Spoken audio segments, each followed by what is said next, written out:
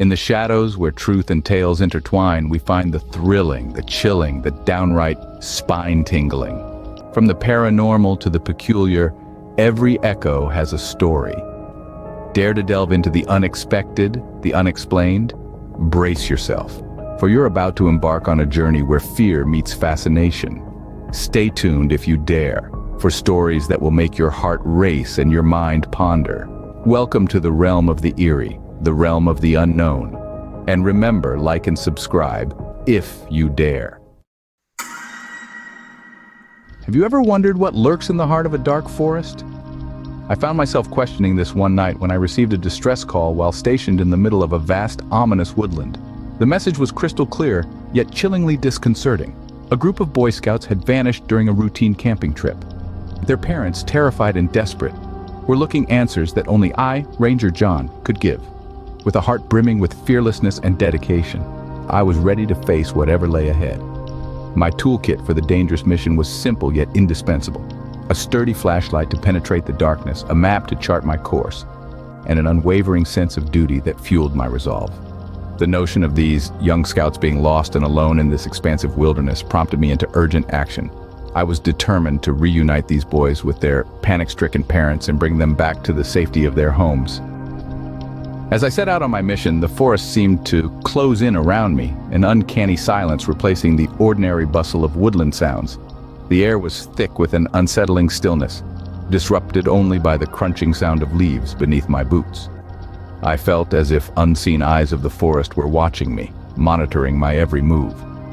As I navigated through the labyrinth of ancient trees, my intuition and the subtle indications of disturbance in the forest's natural order guided me. Signs like a snapped branch here, some trampled greenery there, they served as breadcrumbs, leading me deeper into the forest's heart. The beam from my flashlight cut through the darkness, unveiling gnarled branches that seemed to reach out like skeletal hands, clawing at the void. My journey took me deeper still, until I reached a glade where a disquieting aura lingered. There stood a contorted tree at the center, its branches creating a grotesque arch. The air around it vibrated with an energy that felt almost malevolent. Every step toward this unnerving sight made the reality of my mission more palpable. I realized I was not just searching for lost scouts anymore. I was about to confront the unknown. Armed with my trusty flashlight, a map, and a sense of duty, I plunged into the foreboding darkness of the woods. As I delved deeper into the labyrinth of ancient trees, an eerie hush enveloped the forest. I, Ranger John, a seasoned wilderness expert, felt the oppressive silence close in around me. The once familiar chatter of forest life was replaced by a chilling stillness. The only sounds now were the crunch of the leaves beneath my boots and the whisper of the wind as it weaved its way through the gnarled branches overhead. Forest was a dark tapestry of towering trees and shadowy undergrowth. The air hung heavy, filled with an unsettling sense of dread. As I pressed on, I couldn't shake the feeling of unseen eyes tracking my every move. An inexplicable chill ran down my spine, a primal warning of danger lurking in the shadows. The deeper I ventured into the heart of the forest, the more surreal my surroundings became. The moonlight cast a ghostly pallor over the scene, distorting shapes and casting long, monstrous shadows. My flashlight cut through the darkness, revealing twisted trees that seemed to reach out to me, their skeletal branches clawing at the blackened sky. The forest seemed to breathe around me, each exhale a chilling gust of wind, each inhale a tightening of the eerie stillness. My every instinct screamed at me to turn back, but the thought of the missing Boy Scouts propelled me forward. They were my responsibility. After what felt like hours of relentless pursuit, I stumbled upon a clearing. A strange energy hung in the air, a palpable sense of dread that made the hairs on the back of my neck stand on end. At the center of the clearing, bathed in the spectral glow of the moonlight, stood a dilapidated and twisted tree. Its gnarled arched overhead forming a grotesque gateway into the unknown. The tree seemed to pulse with an ancient malevolence, its bark scarred by the passage of time and its roots buried deep into the heart of the forest. It was a chilling sight, a testament to the dark secrets that the forest held in its depths. At the center stood a dilapidated and twisted tree, its branches forming a grotesque arch. The heart of the forest had revealed itself. a beacon of darkness in the shadowy wilderness. I knew that the true journey was just beginning. As I cautiously approached, I discovered a hidden entrance beneath the grotesque arch. A veil of dread hung in the air, and a stench of rotting foliage assaulted my senses. The ground beneath me pulsed with an unnameable energy, and with a deep breath, I descended into the bowels of the lair.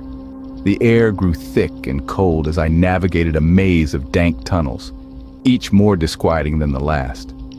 Echoes of hushed whispers bounced off the damp stone walls, seeping into my bones and raising the hair on the back of my neck. Each step took me deeper into the heart of the labyrinth, the darkness closing in around me like an unwelcome shroud. Suddenly, I stumbled upon a cavernous chamber. The dim, flickering light of a solitary candle revealed a horrifying sight. The missing scouts, as pale as the moonlight that filtered through the cracks above, bound by ethereal chains that shimmered in the weak light. Their eyes, wide with terror, reflected the horror that had become their reality. A low, guttural laugh echoed through the chamber. The sound crawled up my spine, each cackle a testament to the evil that inhabited this accursed place. Turning slowly, I faced the source of the laughter. At the heart of the chamber stood a grotesque and withered figure, the witch. Her skin was as gnarled as the tree above, her eyes glowed with an unholy light, and her mouth, twisted into a cruel grin, revealed a row of sharp, needle-like teeth. Her presence filled the chamber, a palpable force of malevolence and dark power. The witch reveled in the fear that saturated the room, feeding off the terror that clung to the bound scouts. But I, although shaken, stood my ground. I knew I had a duty to perform, a promise to keep. I had to save the scouts, to bring them back from this nightmare. So, steeling myself for the confrontation that was to come, I faced the witch. The very stones of the lair seemed to pulse with dark energy, the air thick with anticipation. The witch's cackle echoed through the chamber once more, a chilling prelude to the battle that was about to unfold. The witch cackled, reveling in the terror that filled the room. Her laughter echoed around us, a cruel symphony woven with the cries of the captive Boy Scouts. John was not swayed by her display of power. I stood firm, my gaze locked onto her grotesque figure, my resolve unwavering. The witch, amused by my defiance, raised her gnarled hand, unleashing a torrent of dark energy. The chamber shook violently, the earthen walls threatening to cave in, but I stood my ground, my courage shining brighter than the ever-present darkness. It was a battle of wills, a test of courage against malevolence.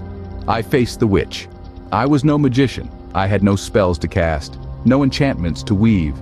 But I had something the witch did not: unwavering determination to save the innocent lives at stake. The witch, intoxicated by her power, underestimated me.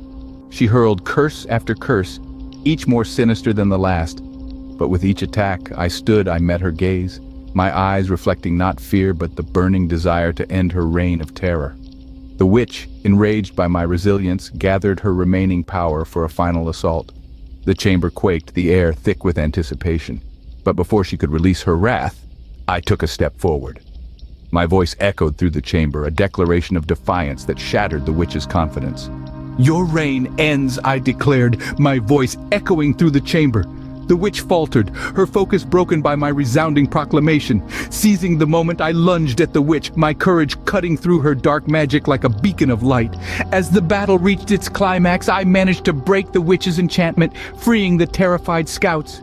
With a triumphant roar, I led the scouts away from the witch's lair, leaving the defeated witch to vanish into the shadows, her reign of terror finally over. Together we fled the damned lair, leaving the wicked witch to vanish back into the obscurity. The forest, which was once a domain of evil and horror, seemed to exhale a breath of relief as its undesirable guest was expelled. It felt as if the venerable trees themselves were shaking off the freezing hold of the witch's magic, their twisted branches bending and groaning in the wind, recounting the courage they had observed.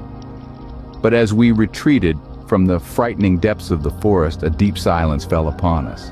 Each step echoed through the quietude, a harsh reminder of the trial we had just endured. Our hearts throbbed in our chests, the rhythm a solemn beat that kept pace with our hastened steps. As we stepped out from the forest's edge, the world beyond appeared almost foreign. The city lights, once the beacon of warmth and familiarity, now shimmered with an unearthly uncertainty.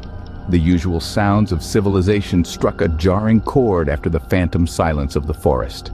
As we reintegrated ourselves back into society, our trial was greeted with incredulity and admiration. News of our spine-chilling adventure spread rapidly, stirring a whirlwind of whispers and conjecture. However, despite the hum of our newfound fame, a grave calmness descended upon us. We had peered into the abyss and came out forever altered. The ensuing days, we found ourselves tormented by the echoes of our experience. The ordinary world seemed to glimmer with an invisible layer, a ghostly veneer that hinted at the terrors lurking just out of sight. The forest's chilling narrative had been etched into our souls, a grim tribute to the dark enigmas that lay concealed beneath the world's surface. As navigated the labyrinth of our daily lives, the memories of our trial hung around like spectral apparitions. The whispering wind through the trees, the rustling of leaves, the menacing shadows cast by moonlight. These were no longer simple elements of nature, but sinister reminders of our encounter with the paranormal. Little did we know that the dark secrets of the ancient woods would forever haunt the recesses of our minds, a reminder of the horrors that reside beyond the veil of the ordinary world. And so, our tale of the Campfire Horrors comes to an end. Until next time, sleep tight. Before we part ways, dear viewers, remember to stay vigilant. The Campfire Horrors may have been extinguished for now, but the embers of the unknown always remain. As you lay down to sleep tonight, don't forget the lessons from our tale. Safety is but a fleeting moment in a world of unseen.